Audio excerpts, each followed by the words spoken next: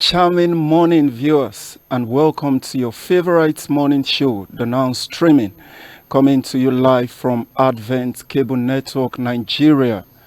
The recent devastating flooding ravaging Borno State and its metropolis is described as the worst in recent decade and has left over 500,000 persons displaced, properties worth millions destroyed. Rescue workers trapped within their own facilities. We've witnessed prison breaks and also zoo break with dangerous reptiles now within residential areas. This was occasioned by the persistent rainfall and the collapse of the Alau Dam. It is happening in a state already grappling with the worst of insecurity in the decade. And all these and current trending developments in politics and security we will be discussing today. I am Godwin Ojiri, your anchor for today's program. And to co-anchor this morning show with me this morning is... I'm Rachel Ibunu. Good morning. You're welcome to Now Streaming Program. All right. Good morning, Godwin. Good morning, Rachel. Good morning. Yeah, you're looking cool this morning. We need to look cool no matter the circumstances, whatever it is that is going on in the country. Wow. You just have to look cool for your sanity, for yourself. Indeed. You've heard it from her. You need to look cool for your sanity. This morning, joining us in the studio is Honorable Ifeanyi Chukwu Agbazie. He is a businessman and a politician. So you're welcome to Now Streaming. Good morning. Program. Thank you. Thank you for joining us. And also we have Honorable Elder Daniel Felix Okorafo. He is a political analyst and he is joining us virtually and also joining all the way from Enugu and also joining us virtually from Borno State is Right Reverend Dr. Ambassador Emmanuel Morris. He is the Bishop of the Anglican Diocese of Maiduguri. My Lord, you are welcome to the program this morning. So please, can you give us an up-to-date analysis of the current happenings there? How are the people grappling to survive with the state of the water rising in the capital Maiduguri and cutting across all of the local governments? Thank you for having me. Actually, I had all the comments mentioned and how serious the situation is. Right now in Maiduguri, as they stated about how flood can be so serious in the life of people in time of lacking resources, food security, housing security where they will stay. But as it is now, really about 3/4 of the Maiduguri city is actually covered. The only places that are actually left. All right, I guess we are having some network glitch there. We will be coming to the studio. So, Honorable Ifeanyi, just to continue from where the bishop left. First of all, I sympathize with the citizens of Maiduguri.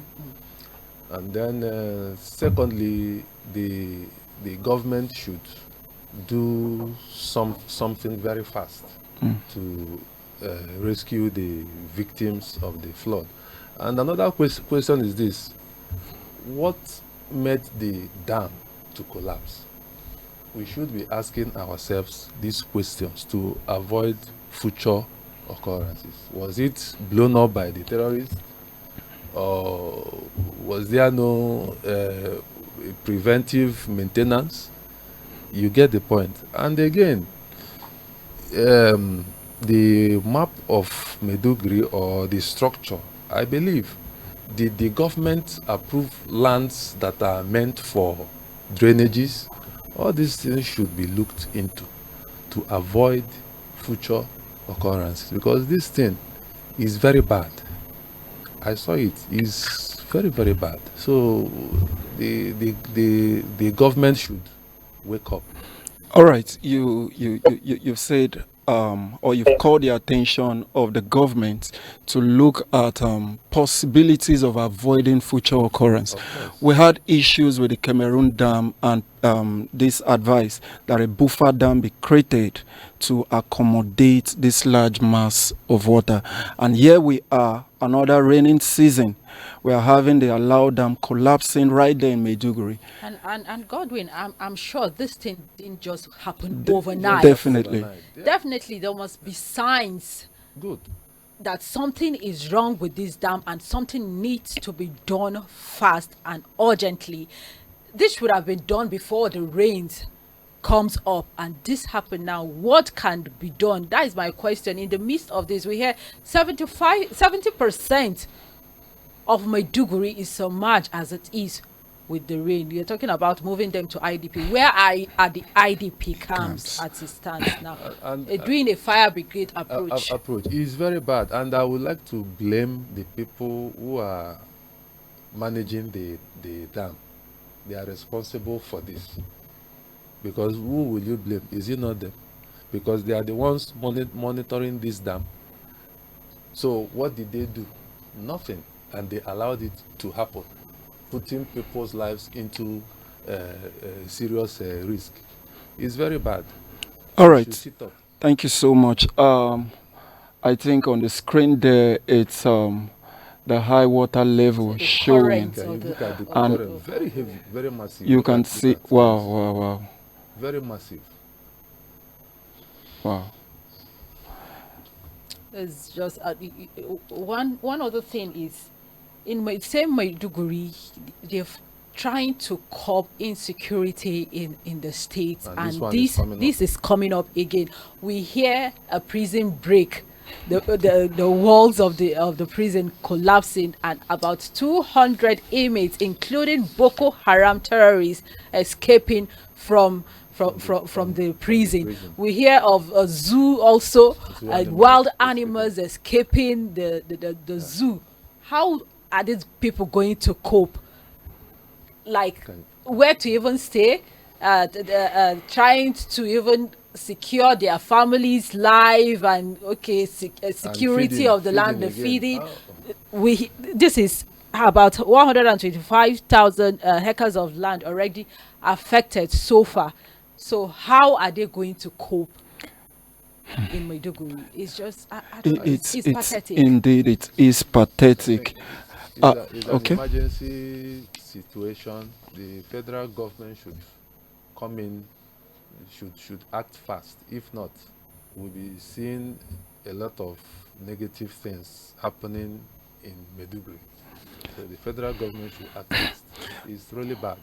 All right, thank you so much. We would be bringing in Elder Dane Felix Okorafor. Is also joining us virtually. Elder Daniel, you have listened, you have watched, and you have seen live analysis of all that is happening. From the studio here, we've analyzed from the angle of what measures was taken. Recently in the international scene, the likes of this happened in North Korea. We know it is a dictatorial government, but 30 persons, 30 senior officers that were sentenced to death just because Kim Jong-un feel they did not do well, yes, to curtail that flood that have ravaged that country. But here we are in Nigeria. Nobody is being held accountable. We understand it is a natural disaster, but this is not the first. Something this is not the second. Preventive measure would have been put in place. It might not be as high as it is now, at least to the barest minimum. All right, Elder Dane, we'll be taking your take on this. What is your assessment of the situation in Maiduguri presently? Glad to join you. I must say it's a pathetic situation. And Nigerians, I personally can now classify Nigerians as endangered species. Wow. Nigeria has become one of the most endangered zones in the world. If you are not running from terrorists, bandits, you are now running from natural disasters. One thing I want to bring out to everybody listening or viewing from any part of the world is that structures constructed in that manner do not collapse instantly. They do not collapse abruptly. They must begin to show signs. They must begin to show signs of weakness before they collapse. So it has become a thing of every year in Nigeria, flood every year, and we keep giving excuses. In the past years, it's either we blame Ghana, we blame Cameroon, we blame all sorts of people. Whereas we have failed to do our own. And so the federal government, state governments, they leave what they ought to do and be playing politics. So when you look at this dam collapsing, it didn't start today. And why I don't want to blame entirely the workers at the dam is because there is possibility that they may have made some recommendations which the federal government, as usual, will ignore. So it has become a reputation of flood killing Nigerians every year, and yet we don't do anything. The government don't do anything. You mentioned about North Korea. Do you know that if such a thing will happen in China, in Korea, in South Korea, or whatever Korea, or in Europe and America, by now you see rescue team, people in the air, people with boats, people with all manner of equipments, working hard to rescue people. But what we have in Nigeria is TikTok clips. You see clips on Facebook. You see clips on Instagram. You see clips here and there. Where are the NEMA agency? Where are the Nigerian Air Force? The Navy? Where are they? All right. I've been expecting. Elder Daniel, they actually tried to make this rescue work possible, but unfortunately, they also were trapped in their own facility, unable to reach out to those because going to rescue the victims. Yes, I had fall as victims to the flood. Excuse me, can I come? Yeah. Where are their helicopters? Okay, good one. Did the flood trap their helicopter? If it was to rush and buy private jets, they will rush and buy private jets. They will rush and buy presidential jets. There are heavy equipments that cannot be trapped by flood. Of course. There are heavy trucks, ground moving trucks that cannot be trapped by flood. Yes. There are some excuses you cannot give. Our government is always lazy about the citizens. They know themselves. Don't be surprised that this flood now, some people will take it for politicking to make money out of it. Look at what they said. They said 75%. If I know what is three-quarter means 75%. If 75% of Maiduguri is submerged by flood, and they are telling us that it is only 500,000 persons living in three-quarter of a state, it's not true now. It's not possible. If they tell us that the terrorists left, ran away because the perimeter fencing of a prison collapsed because of the flood, that perimeter fencing, was it fortified at the first instance to contain the criminals that will be kept in them? So there are a lot of questions in Nigerian situation. So when you look at this kind of flood, by now, if it happens in another place in the world, you would have seen helicopters on the air. As these people are taking these clips, you will see rescue operations from the air. You will see gigantic machines. You will see tractors, that's bulldozers, coming in to push vehicles to help however way they could help. So, but what? The citizens are left at their own mercy. Survival of the fittest. If you can help yourself, help yourself. That's what we are seeing in Nigeria. So when you look at this kind of situation, I pity Nigerians. My sympathy goes out for all Nigerians, not only for the people in Bruno. Nigerians are left to cater for themselves. Nigerians are left to defend themselves. Nigerians are left to provide for themselves. Nigerians are left to feed themselves. What's the essence of submitting our sovereignty to a nation?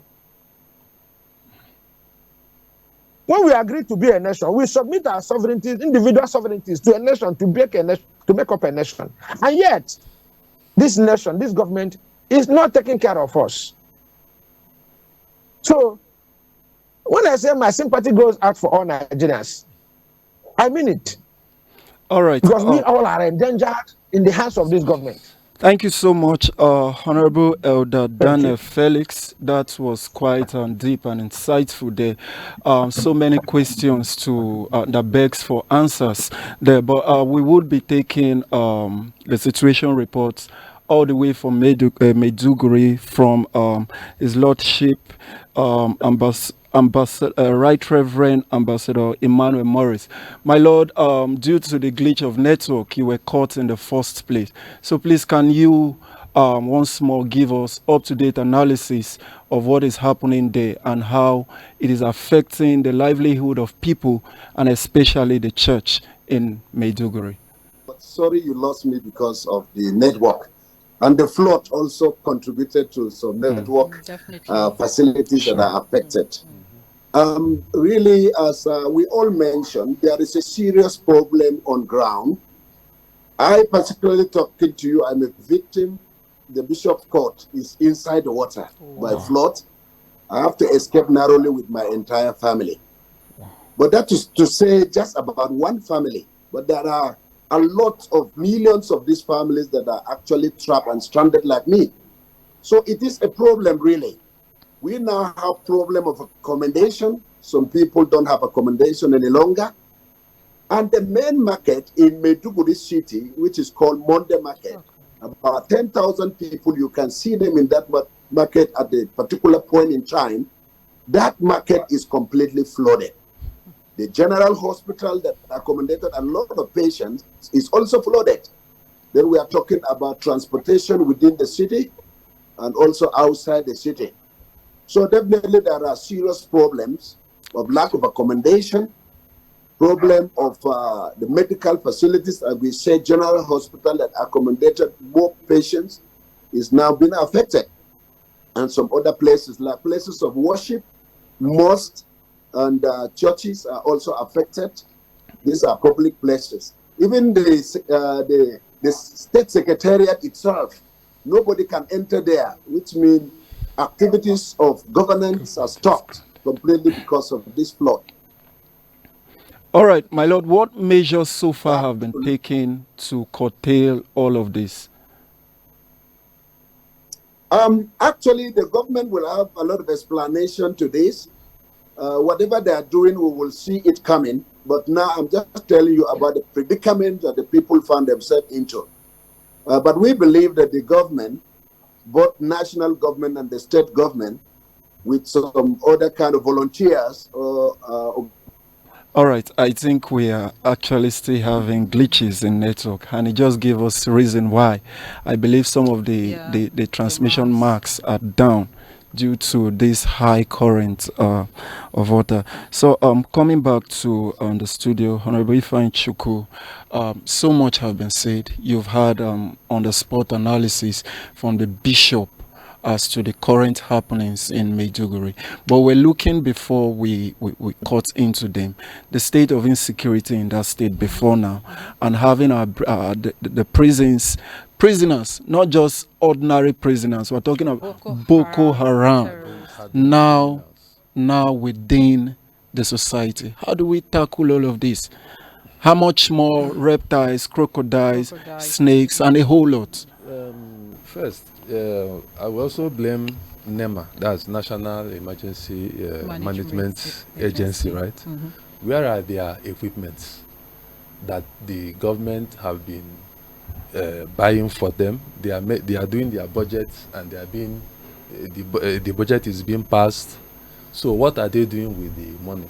Just like Honorable is it Felix said, at least we are supposed to see helicopters or even boats, at least to help evacuate the citizens to a more safer place. But nothing is going on. Just as the bishop said, I also sympathize with him also. Nothing is going on. What kind of country are we in? This thing is not funny again. I find it difficult discussing about this country called Nigeria. Where are we heading to? Nothing. People are just there. Okay, you survive, you die, you die. Nothing. Okay, the prisoners that just escaped now, maybe since they are hardened criminals, they may swim and go to another place and continue their place for now and go and exhibit whatever it is they've been doing. You get it? So is very, very bad. It's pathetic, honestly. Very, very bad. Okay, look at let's say the wild animals, they might not survive anyway, but if they survive, it's also a negative influence on the citizens of Maiduguri. It's very, very bad. Okay, has the state governor come out to say anything? Has he? We know so far the vice president, that is his home state. He has gone to... No, the first citizen of the state, has he come out to make a statement? That is to show you that we don't have government. But in this case, is he not also a victim to all of this? Because somebody was asking, what about the state house? Because we didn't hear anything in regards to flood the state house being affected. We know of the Emir's house affected by the flood and so many other places. As a citizen, I'm not saying that is the way forward. Everybody matters, but in such case, what are the very first aid that we give to this? This thing happened yesterday. These people are prone to diseases as we speak now, because they'll be going into waters you don't know where they are coming from. We talk about the reptiles, and nowhere is safe. See that in boat Maiduguri now sailing on that place is a private boat, and right? we expect these agencies to do likewise, take these people to a safer place. Is it too much to ask? This thing happened yesterday. We shouldn't be talking about this as a start. Take them to a safer place. Honestly, I don't know why every year in, year out, we just need to continue talking about this. Why not take a measure, a stand on this, so that we won't get to where we are now? We're talking about a food shortage in the country, hardship going on in the country. Here we are, about how many hectares of farmland, the insecurity going on in the country. The farmers can't go to their farms to farm their products just to even eat, not to talk of selling out to the public. And this is happening. Like the bishop is saying, the major market there is also submerged. You can imagine what of food items that will be destroyed already there. All right, I think we now have the bishop back. My lord, if you can hear us, please you can continue with your line of thought. Sorry for the bad network. But actually, you need to hear from me because we are directly involved. Yes. Like I was trying to suggest a temporary measure to bring down the water. Like Eda Felix rightly suggested, if there are equipment, now that we thank God for the governor who have a lot of contracts going on road construction, can they not go outside the Maiduguri city and create some outlets by opening them for temporary measure, where the water can escape and come down? That will be a temporary measure that will help reduce the volume of water that is in houses and is disturbing roads. They definitely, before they think of a major lasting solution to the problem of either drought or flood in such a manner by creating more dams. And I don't see it difficult for government to do that, because even if they create more dams, it will create is of economic value. People can use these dams to do irrigation farming. People can use these dams even for fishing. These dams can even be used to generate electricity. And then the dam can be used for this kind of emergency of either drought or a flood of such nature. So government should now take a drastic solution. Although these issues have been neglected for long, but we have to take this very serious, because this will cost a lot of millions of naira to now bring back people to life in this. So that is my simple and humble advice, that government should look at this. But the temporary measure to reduce the volume of the water is to get this equipment at the outlet. And Maiduguri has a very big land. If they can open some outlet about 30 kilometers away from that, the water will definitely escape and reduce the volume of the water in the city. Thank you.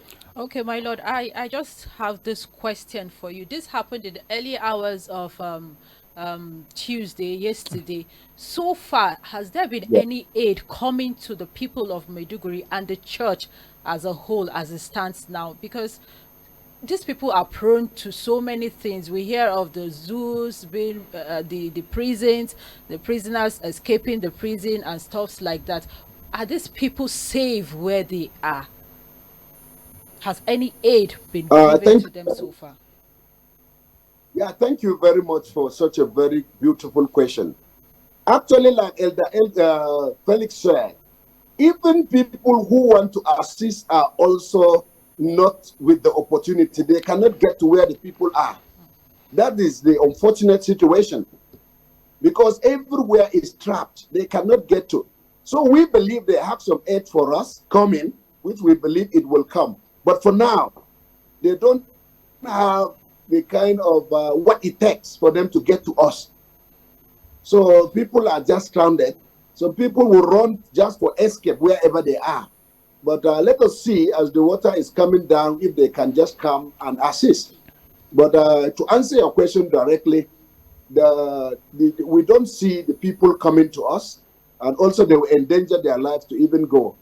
Even now, security people can only stay around to stop people from entering the water because of harm. That is the help they are doing now, controlling people who may be so anxious or about their valuables and want to go and endanger their life. They stop them to go back. So far, so good. There is no any source of help, either to give people food for now or any other reason for now. But we believe that help will come.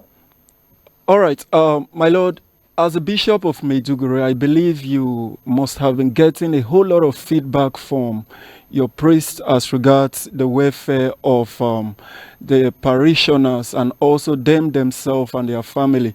Like you rightly said, you narrowly escape from this incident. So so far within Maiduguri and all of those local parishes and archdeaconries, how have they been coping so far?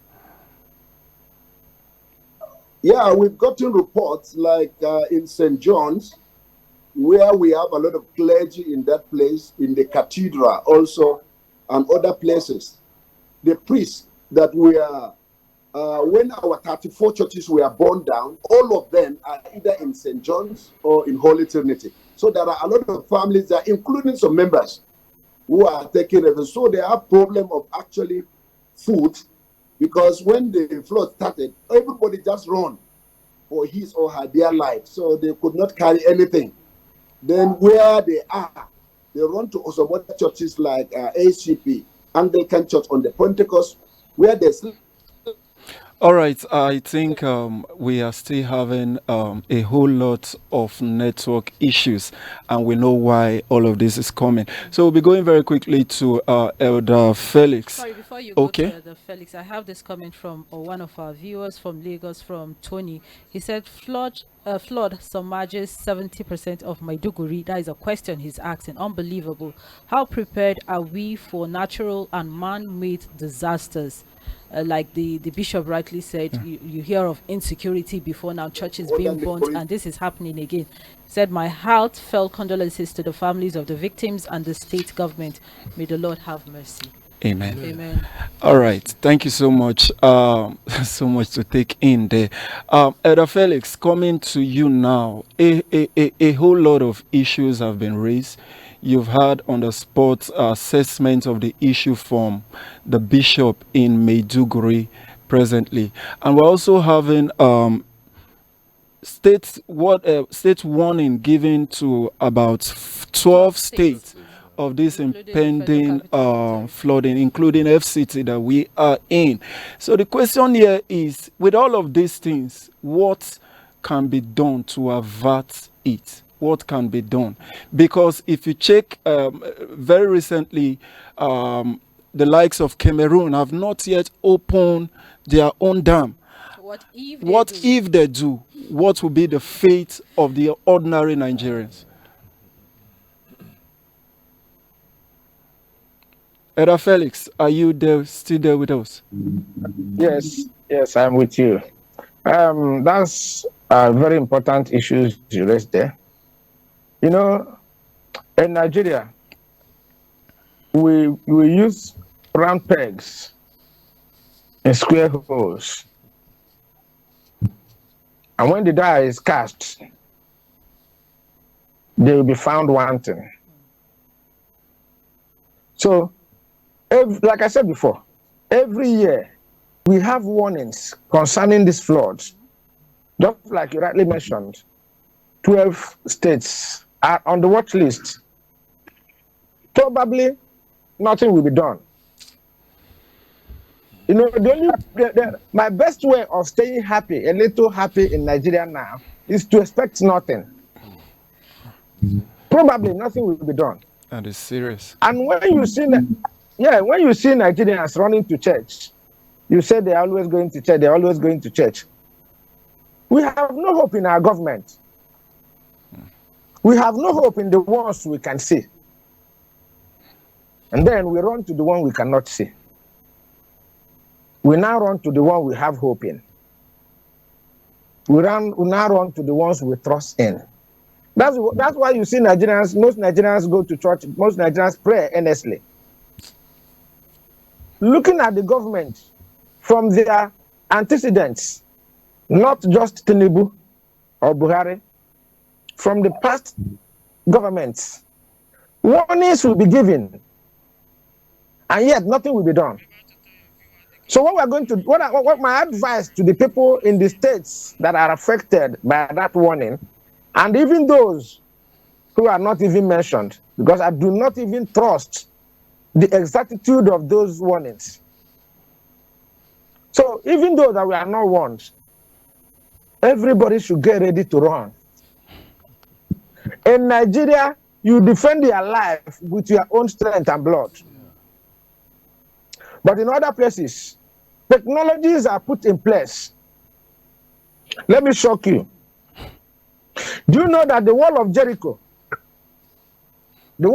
we read about in the Bible, had flood defense mechanism in it? I don't know if you have studied about the wall of Jericho. I studied about the wall of Jericho. I read about it. And I found out that the wall of Jericho had defense mechanism, flood defense mechanism on it. And yet, our prisons, maximum security prisons, where you keep terrorists, cannot stand a flood, cannot stand a day flood. And you tell me Nigerians are serious. Okay, look at other countries of the world. They make use of technology in everything. But in Nigeria, we defend people with our bodies. Look at those security men you mentioned. They are standing there at the risk of their own lives, directing people in flood, where technologies are supposed to be employed or deployed. And yet, you send policeman. If my father is a police or my brother is a police, you send him to go and stand in the flood to defend others from being drowned. with his own life. Whereas the world at large are running to technology. And we are going back. Are you not ashamed that in Nigeria, one day flood will push down our maximum security prison? Whereas Jericho, in thousands of years ago, built a wall, put flood defense mechanism in it. And every year, we talk about flood. Every year, we talk about flood. And we fold our hands, cross our fingers, and be looking unto God, waiting for God to save us. God, in his own wisdom, might decide to save, and might decide to let some people come home to him. And afterwards, everybody goes home. We start rejoicing. And we don't keep things to memory. Our people are good in writing. Our people are good in black and white. Make good, beautiful presentations. Make beautiful proposals. And yet, nothing is done with it. So, this warning that came to these 12 states, I am afraid the government will still do nothing. They will now warn the citizens. They will now warn the dwellers of those states to run for their lives. And if you fail to run, you'll be washed away by the flood. And government continues its existence, doing nothing and looking at us, packing our money, maybe probably to another country. All right, thank you. So, thank you so much. Is in a state of pity. Thank you so much, Elder Felix. I think the bishop is back. And my Lord, so many issues raised. And Elder Felix have taken us far back into the the wall of Jericho experience. So my Lord, so much has been raised here.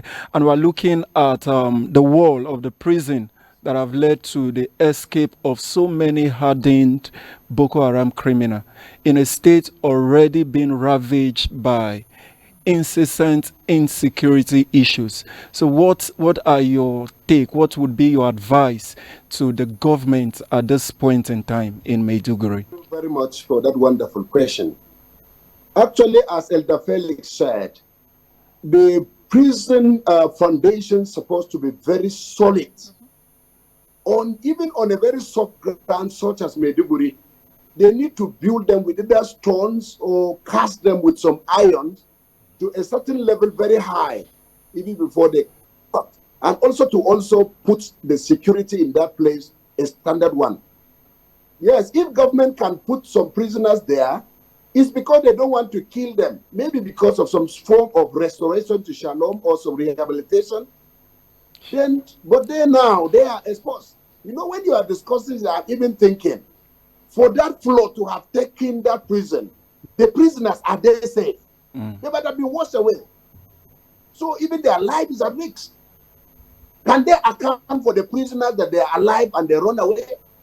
If the flood could get to a state whereby it has to hit the fence down, which means it can take away and wash away all the prisoners.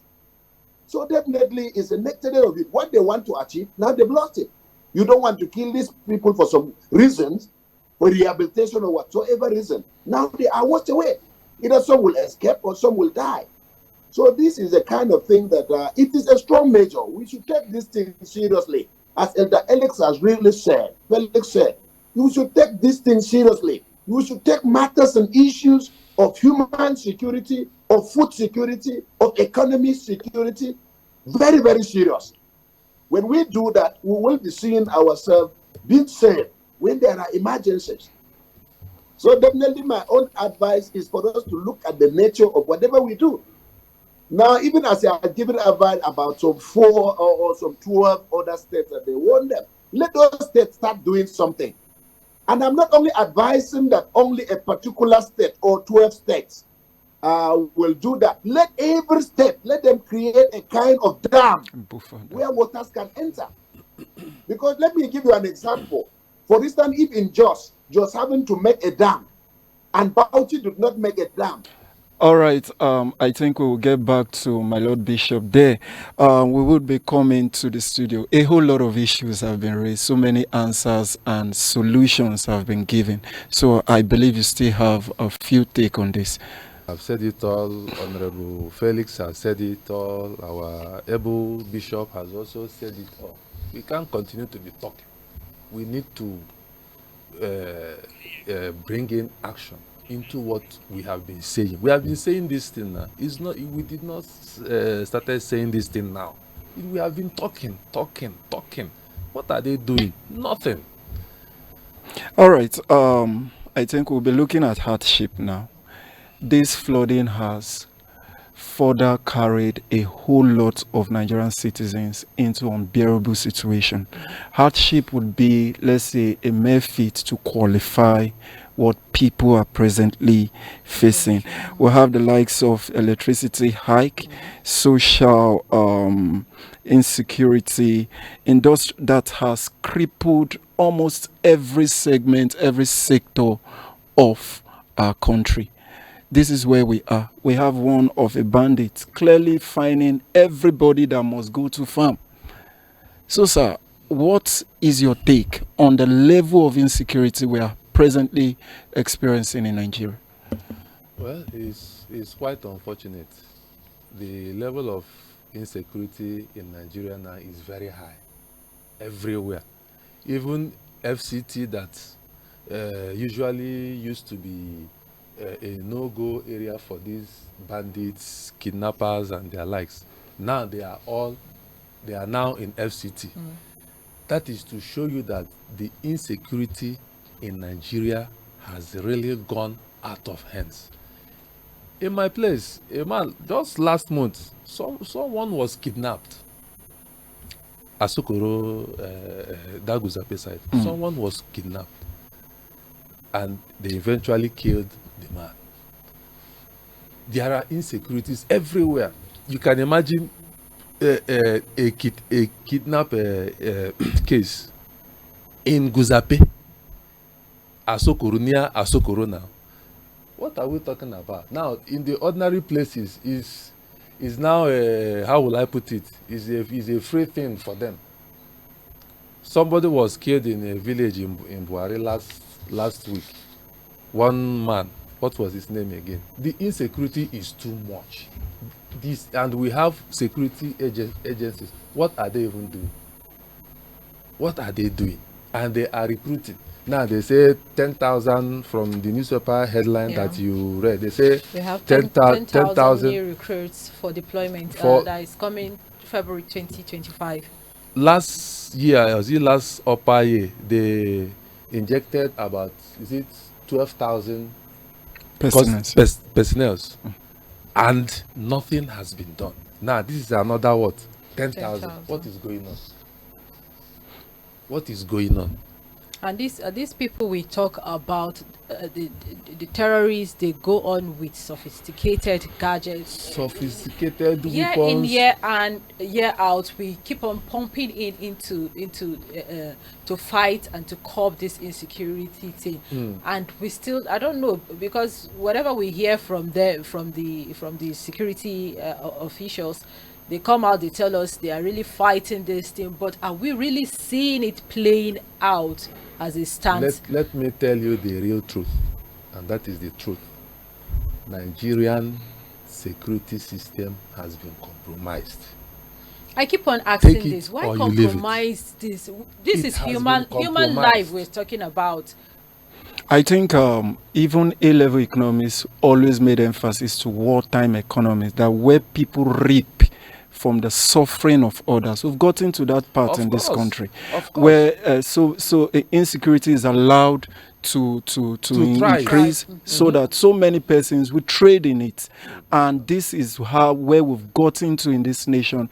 And my pain is nothing, absolutely nothing is being done about this whole issue. The end bad governance protest that just happened in, is it July, August or so?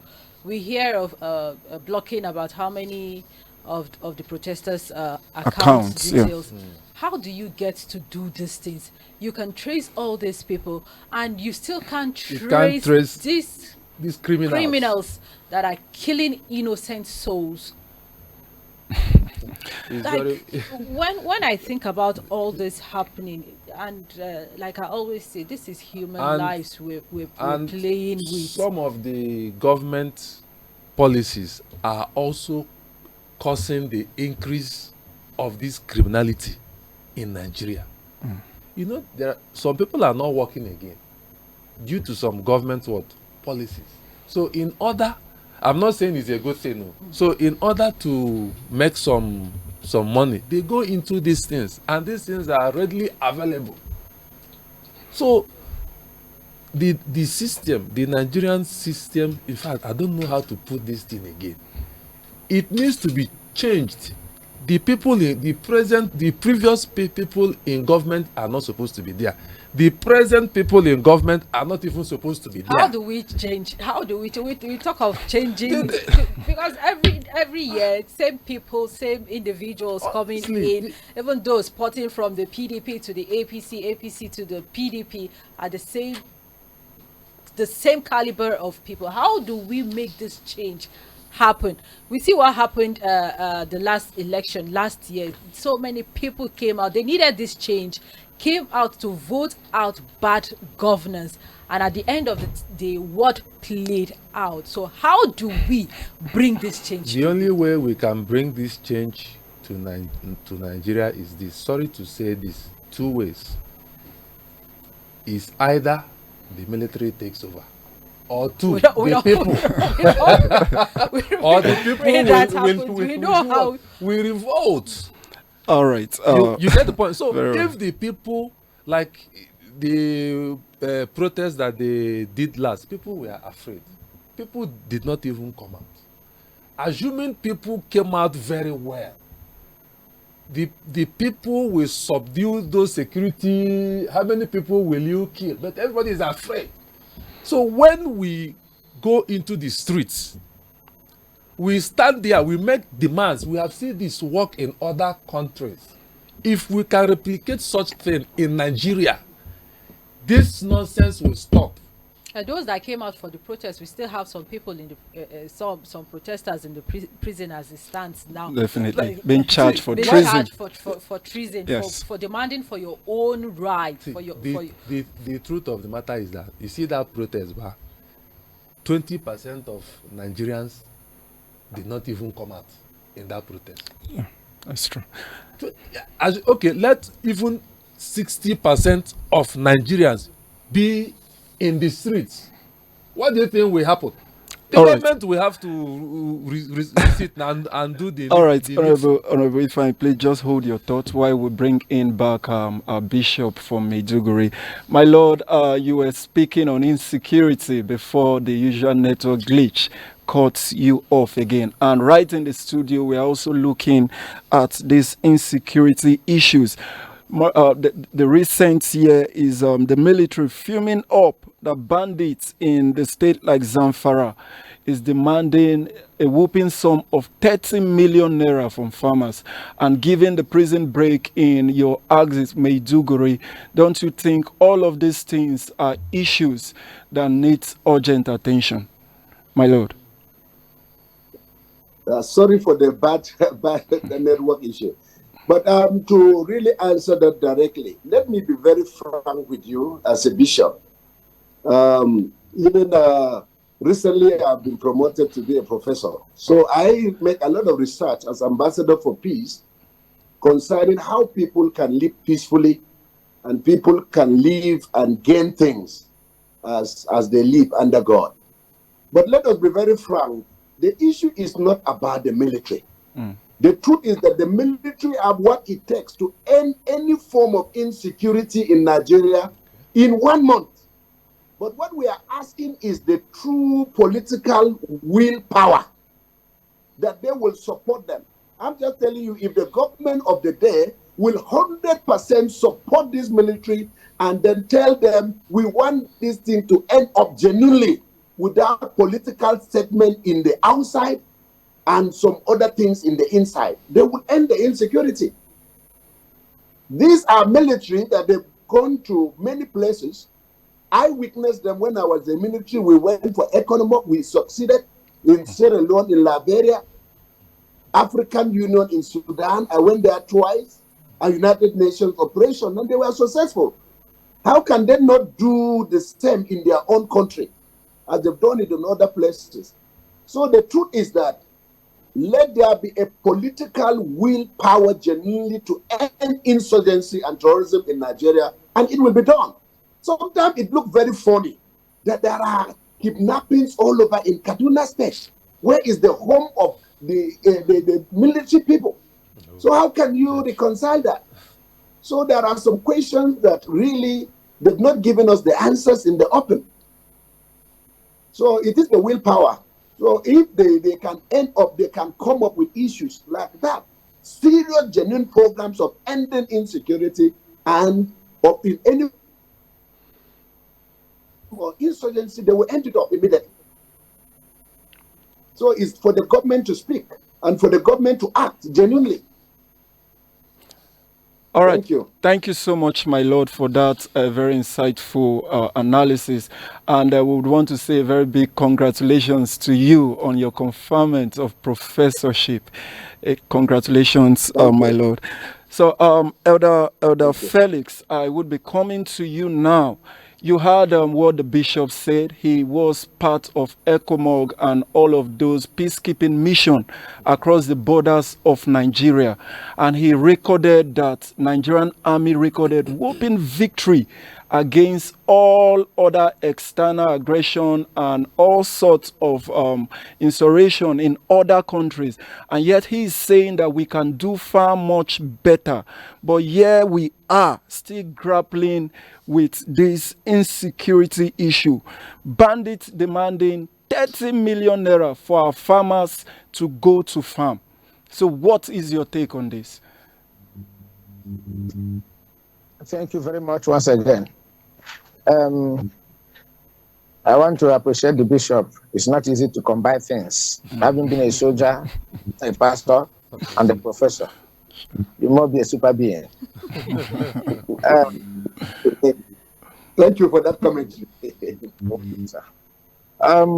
The issue of insecurity in Nigeria is a very dirty one, like I've said before.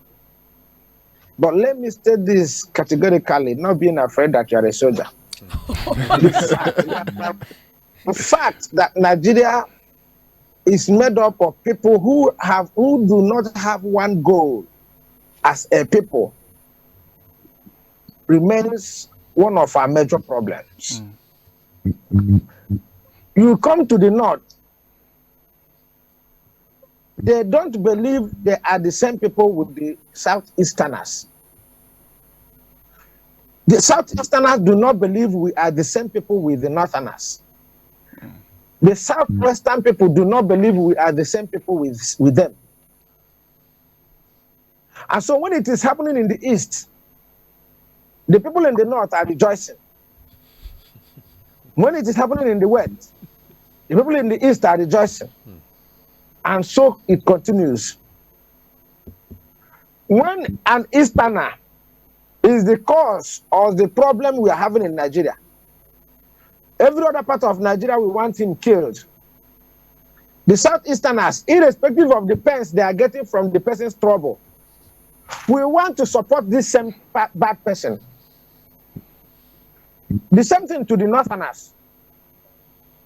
The Boko Haram issue was politicized during the time of Goodluck Jonathan. And Goodluck Jonathan came out and shouted that Boko Haram have infiltrated my government. And so how can the Boko Haram that are part of the government work willingly to eradicate Boko Haram? It's not possible. When you come to Kaduna, in Kaduna, a state that have two people in it, these people are Southern Kaduna, well pronounced.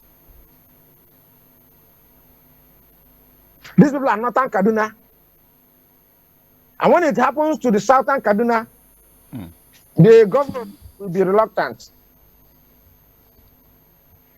So that is the problem of Nigeria. If we will come together as a people, there's nothing we cannot achieve. I was proud of Nigerian Army in those days when we were much younger. When I used to hear the exploits, the escapades of Nigerian soldiers in Liberia, in Sierra Leone, in Darfur, and some of those places. There was a time the Nigerian Army was adjourned the world's best land army. Yeah. And when I read it through the news, then there was no phone. I read it through the news and I was proud. I'm a Nigerian. Because they go outside Nigeria with unity of purpose. But when it comes to Nigeria, when we come home, we begin to play home politics. He's from my side. He's not from my side. He's an Igbo man. He's an Hausa man. He's a Fulani man. It has come to the extent that these days, all right, I think we are having network glitches there again, coming from Honorable Felix. So we would be coming straight down to the studio here, but a whole lot of issues were raised there. It brings to question the unity of Nigeria. Are we united as a country? That even he raised the case study of Kaduna State, that when things are happening in the north, it seems as though nothing is happening in the south, but when it's happening in the north, you begin to see eyebrow being raised. These are issues, and not just Kaduna, it cut across, so the regions, the states across. How did we get here that we begin to question our unity? Well, we've already questioned our sovereignty, and now we're questioning the unity of the Nigerian state. Who are the ones causing the disunity? Are they not the political class? They are the ones. Now, let me say, use this word, the common citizens. It is not everything the political class says that we should listen. You understand? But is that possible? Where poverty have been weaponized to the point? That is another thing. That is why I said, just like he said, if we can come to understand ourselves. Okay. Yeah? This last protest would have been a huge success, assuming all of us came out. But we had two different segments of the protesters. These ones were for, and these ones were against. But and at some point, I guess, even those that were against had to join, because this hardship is biting on everybody. It affects everyone. As long as you're a citizen of Nigeria and you're not up there, it's really biting on everybody. Just to add, those that are against, if you follow through, were they actually against? That was why I said, at some point, some of them had to join the protest. They were being paid. I remember asking someone that was they were asking him question, why is he against the protest? He didn't know when he started speaking for. You see, for the protest. Some get me the money and do whatever I want to do at the end of the day. The thing is that I would like to encourage ordinary Nigerians. Let us be brave. If we are waiting for the political class to initiate anything that will make this country to move well, my brother, we are wasting our time. We need to. There's what you call peaceful protest. Let all of us be on the street. Okay. I'm not sure there is anything called peaceful protest again in Nigeria. What happened during the ESAs. This very one too, when it was hijacked by hoodlums. What happened in Kano State, vandalizing properties and stuff like that. I don't think there is any peaceful protest again in Nigeria. You see, even the political class, they are the ones also causing these things. Let us be brave. Once we hit the street, let us remain on the street there. Everybody flood the streets. Don't go out. I'm telling you. So will you join the protest? I will join. This time around, I will join. Okay. I will join. Honestly. All right. A whole lot of suggestion that is actually coming from Honorable Ifeanyi Agbazie. Honorable Felix, just to bring. Okay, I think we are still having network issues on our two virtual guests. All right, Honorable Ifeanyi, coming back to you now. So many issues: Ajero arrests and rearrests. He was first arrested or summoned by the Nigerian police and now the DSS. What is actually going on? Well, in Ajero's case, I have never supported NLC for one thing. Okay. Your reasons? My reasons are this. Just this one reason. One reason. Why is it that NLC will always strike because of, is it minimum wage? Why are they not striking because of bad economy? When they want to strike on minimum wage, they take it more serious. Okay, fuel has just gone up to how much now? Something, and they are keeping quiet. They will talk now. They will talk, but are they serious? Why is it that it's only on minimum wage that these people are concentrating? And I used to say this thing: if we do not have a robust and how will I put it, a robust economy, if you like, let them increase your minimum wage to 2 million. That 2 million will never do anything for you. That is my one reason of not supporting this man. Maybe now, second one. Politically, he's not supposed to be looking into Labour Party affairs. Okay. You know, and he is looking into it.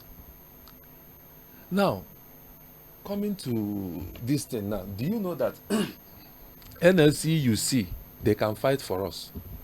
But okay. Are they fighting for us? They are not fighting for us. That's a tall question to ask. They are supposed to be our bulldogs. When government brings some policies and some things, they are the ones that will stand on it and say, no. We must not hit the streets. Why am I even going by the option of hitting the streets? Because they are not doing it. So let us do it by ourselves. Why must NLC, their own is minimum wage, nothing? Okay, have they gone on strike because of any other thing? Maybe I'm wrong, or I cannot remember. They do go for strike on other things. On other things like increment in fuel price and how many days did electricity tariff? Then I guess how many days were they serious on that? Now they have given them the minimum wage, and the electricity tariff is still where it is. Did we get a positive result? I know what I'm saying. At least they were able to get a 70,000 naira minimum wage that has tariff. Not even come into effect. They have signed it. Yeah. What of the electricity tariff? Did they? It's a step at one step at a time. Like someone will say, they're taking a baby step. I've told myself, whenever I have the opportunity of coming up live on studio, I will say it the way it is. That is the truth. I will say it the way it is. Let us get this thing right. All right, thank you so much, Honorable. So let them continue to arrest him and ask him questions until yes. What are they arresting him on now? That is another question to ask. What are they really arresting him? They said his arrest is based on they are accusing him of terrorism. Okay, you get the point. So we don't know which. All right, thank you so much. Let them question him. I think we would be bringing in our online guests. My lord, are you still with us? We are actually out of time, but we'll be taking your last word on the program this morning, my lord. Thank you. Yeah, I want to sincerely thank you people for this program. It is apt and it is very, very, very good. It's necessary. I think in the course of this discussion, the government and well-meaningful Nigerians have heard about the mistakes we've made in the past and how we can attend to immediate challenges and to prepare for the future that will take care of human security, will take care of social security, will take care of economic security. So thank you very much for giving us the opportunity to have made our contributions. The only thing. All right. Thank you so much, my lord. Elder Felix Daniel, if you're there, please, your last word for us. Can you hear me? Yes, we can. Please go ahead with your thought. Okay, thank you. My simple advice to the government is to stop the government to just speak. Done. Like I spoke about a contributor. Thank you, okay. Thank you very much for the opportunity. God bless you. Thank you, my lord. Thank you, my lord. Elder Daniel, you can now talk, please. Yeah, like I was saying, I want to advise the government at all levels, for that matter. Let them stop answering every Tom, Dick, and Harry. Rather, let them begin to answer with actions. If your government is being criticized and condemned, the only way to shut up our mouth is to go into actions. Give us what we're asking, and we will not stop complaining. Not via or Ononoga trying to convince us on everything that we cannot see. The federal government is not doing well, no matter how they try to convince us. If the federal government is doing well, this flood and this collapse of dam wouldn't have happened. Because I am sure, I can bet anything, that they were given information in time. Thank you.